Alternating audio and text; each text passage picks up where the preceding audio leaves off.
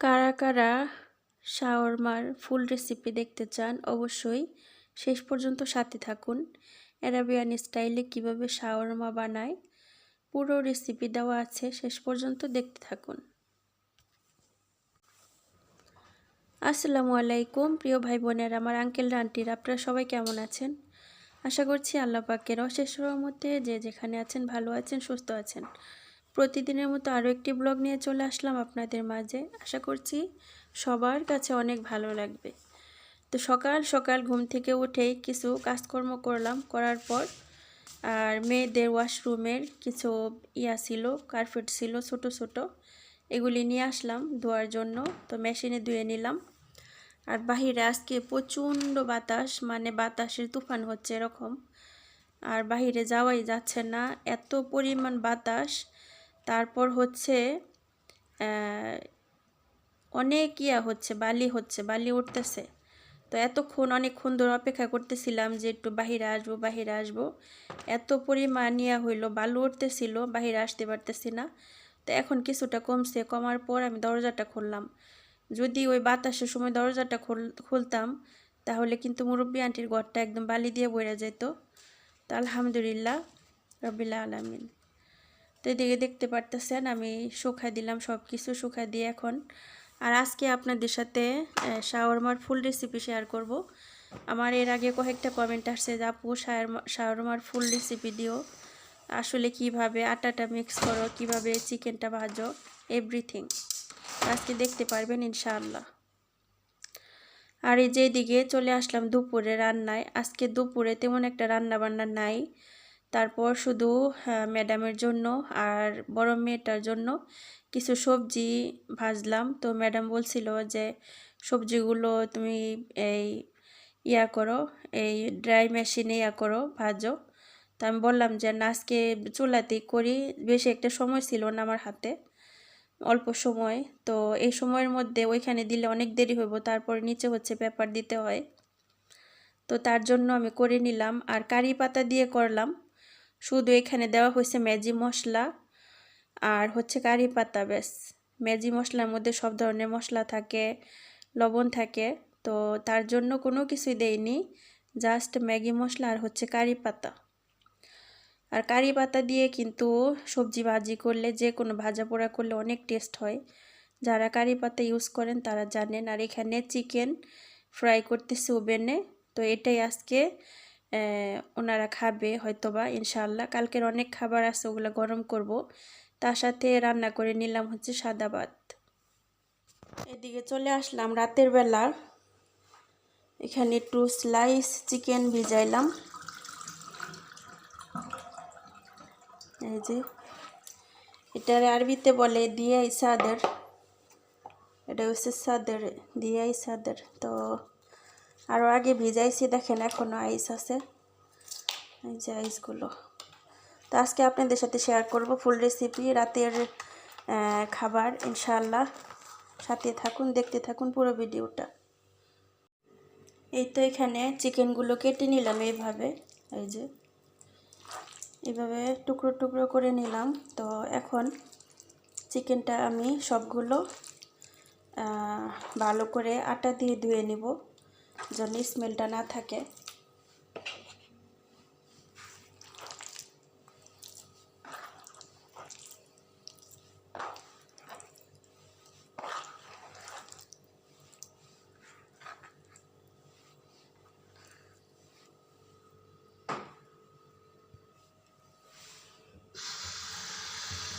তো এই যে আমি কিছু আটা দিয়ে দিছি, নর্মাল আটা। এভাবে ধুইলে কি হয় যে অনেক সময় মুরগির কিন্তু একটা স্মেল থাকে, একদমই ভালো লাগে না। তো ওই স্মেলগুলো চলে যায়। এই যে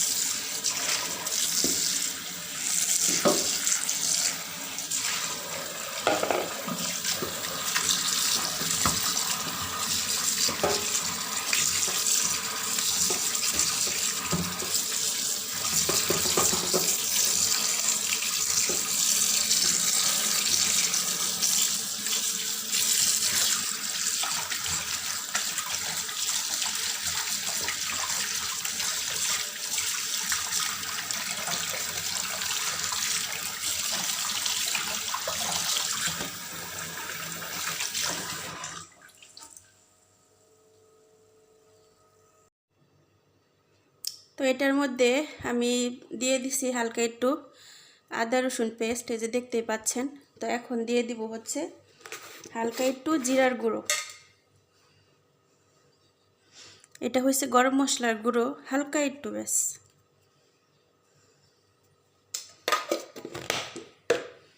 এখন দিয়ে দিব হচ্ছে হালকা একটু জিরার গুঁড়ো, ব্যাস এতটুকুই।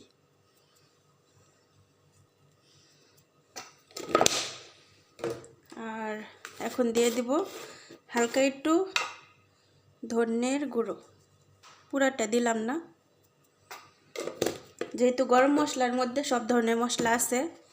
আর এখন দিয়ে দিব টেস্ট মতো লবণ।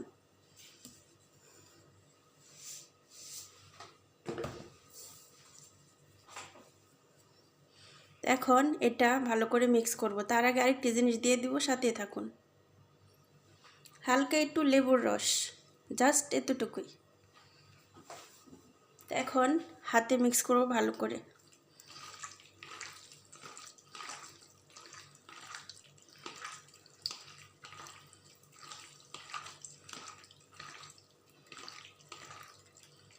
তারপরে ইচ্ছে করলে বেশি মশলা অ্যাড করতে পারেন, যেহেতু ওনারা মশলা খায় না বেশি একটা, তার জন্য আমি অল্প অল্প করে দিলাম। ইচ্ছে করলে হলুদ অ্যাড করতে পারেন। তো আমার মিক্সটা হয়ে গেছে, এখন আমি রেস্টে রেখে দিব 10 থেকে 15 মিনিটের জন্য। আর এইখানে দেখতে পাচ্ছেন আমি নিয়েছি নর্মাল আটা। তো এটার মধ্যে কোনো কিছু আমি অ্যাড করি না, শুধু আটাটাই নিয়েছি, নর্মাল যে সাদা আটাটা থাকে এটা। তো এখন আমি অ্যাড করব। এর আগে আমার কমেন্ট আসছে যে আপু তুমি শাওয়ারমা কীভাবে বানাও, আটাটা কীভাবে কাই করো, অবশ্যই আমাকে একটা ভিডিও দিবা। তো আসলে যখন ফুল ভিডিও না দেই, যতই বলে দেই অনেকে বুঝতে পারে না, আমি নর্মালি বুঝতে পারি না। তো তার জন্য আমি এখন বানাবো, আপনারা দেখুন। তো আমি এখানে দিয়ে দিলাম পরিমাণ মতো লবণ। এখন দিয়ে দিব নর্মাল সয়াবিন তেল।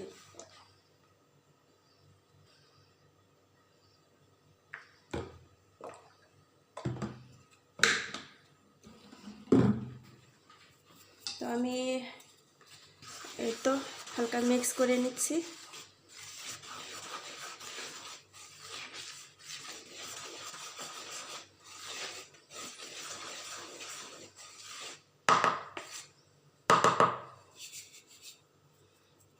তো এখন আমি দিয়ে দিব হচ্ছে কুসুম গরম পানি, একদম কুসুম গরম পানি।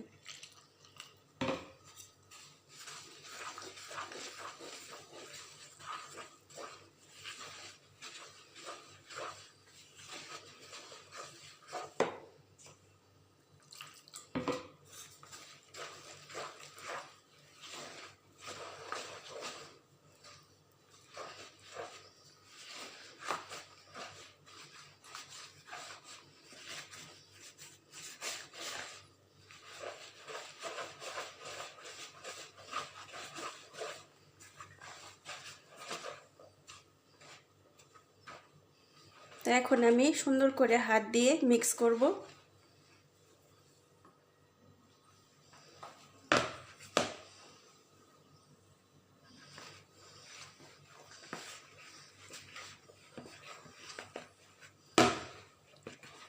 মিক্সটা আপনারা অনেক সুন্দর করে করবেন,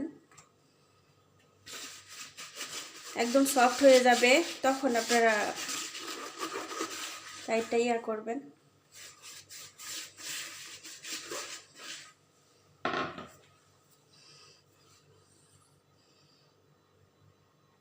আরেকটা জিনিস আপনাদের বলে দেই, এই শাওয়ারমা রুটিটা এই যে দেখেন একদম মানে লেগে লেগে যাচ্ছে, এরকমভাবে রাখতে হবে। এরকমভাবে আপনি মরতে মরতে দেখবেন একটা সময় সুন্দর হয়ে গেছে। তো যদি দেখেন বেশি শক্ত হয়ে গেছে, হালকা একটু যে তেল নিয়ে আপনি হাতটা বাস এভাবে শুধু একটু মিক্স করবেন। তো এটা আপনাদের দেখিয়ে দিলাম।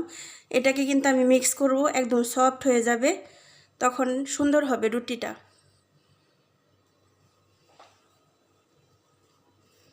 তো এখন আমার রুটিটা আটাটা সুন্দর মাখা হয়ে গেছে।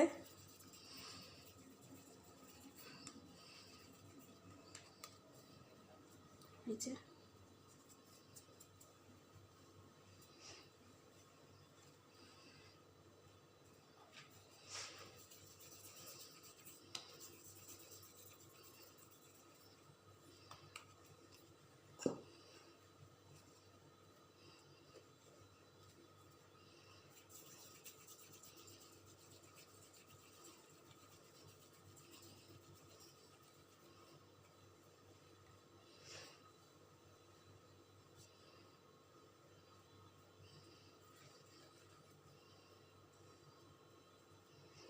দেখেন আমি যে করছি, গোল গোল করতেছি, তাও হাতের মধ্যে লেগে যেতেছে। এইভাবে আপনারা অবশ্যই যখন রুটিটা বানাবেন তখন কাইটা খেয়াল করবেন। তো এইভাবে সবগুলো বানাবো। এই তো সবগুলো করে নিলাম। এখন আমি রুটি বানানোর পাল্লা। রুটি কিন্তু সবাই বানাতে পারেন।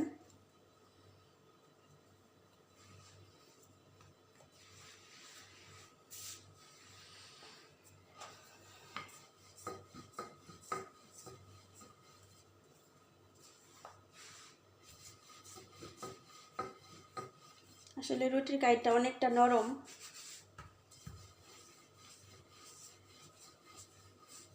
বেশ একটা আটা দেওয়া যাবে না।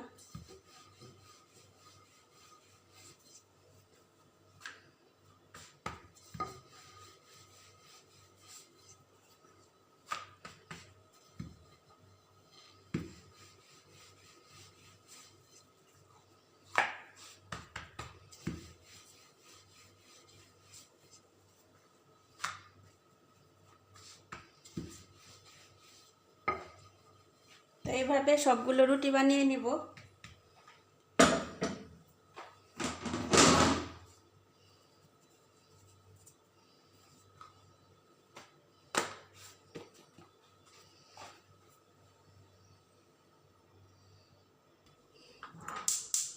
তো এখন চিকেনটা ভেজে নিব,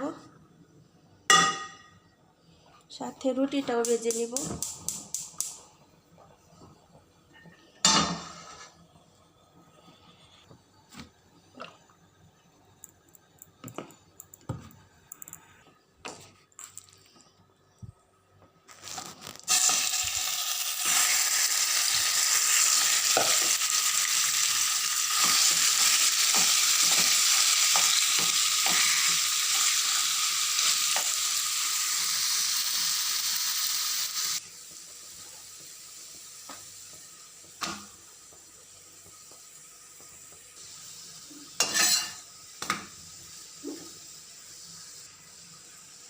তো এই যে আমার রুটিটাও ভাজা হয়ে গেল, আলহামদুলিল্লাহ।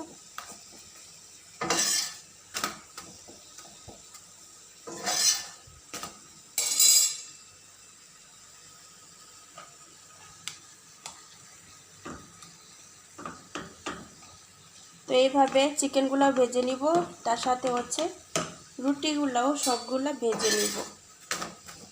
আর শাওরমার রুটি কিন্তু একদমই বেশি ভাজতে হয় না, জাস্ট অল্প।